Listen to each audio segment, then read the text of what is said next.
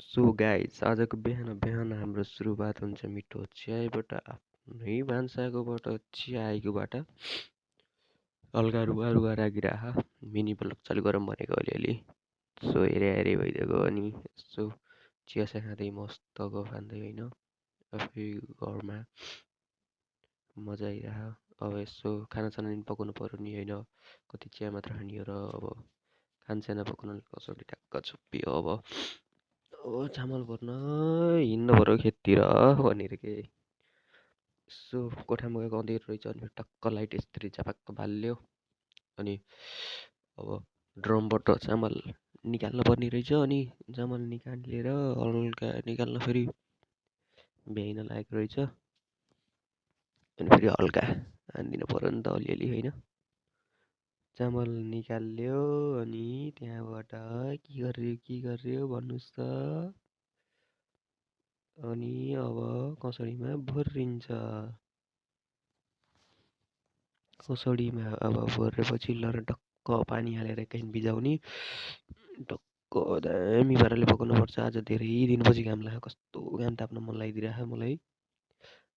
ननुहाएको नि कति दिन भयो यहाँ आफ्नो कपाल पनि पुरा त्यस्तै भयो यसो घाम ताप्दिउँ भनेको अनि घाम ताप्दै अब फेरि यहाँ म खै के सोचिरहेको थिएँ के दिमागले अब के भेट्छ के होइन अब बेला बेलामा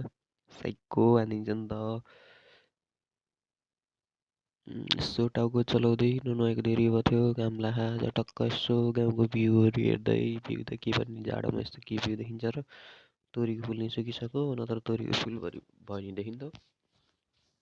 अब यस्तै पारा पारा पारा घामले आज पारा देखाइदियो पारा पारा फेरि अर्को दिन लाग्ने होइन भोलि लाग्दैन होला अब यसो आफ्नै करेसाबारीको साग अब यसो टिपेर टक्क धोएर अब च्याप्प काटेर च्याम्दै खानु पऱ्यो आफ्नै करेसाबारी हो भन्दै ल काटेर नि भ्याइयो अब यति भएपछि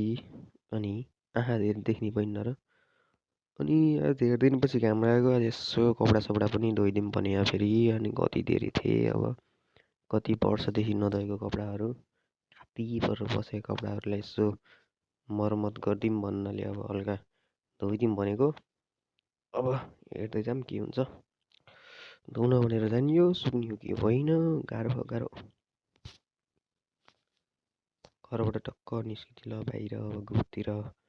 गएर धुन पऱ्यो नि त होइन र अलिअलि घाम फेरि यस्तो लागिरहेको सेतो देखाइदिएर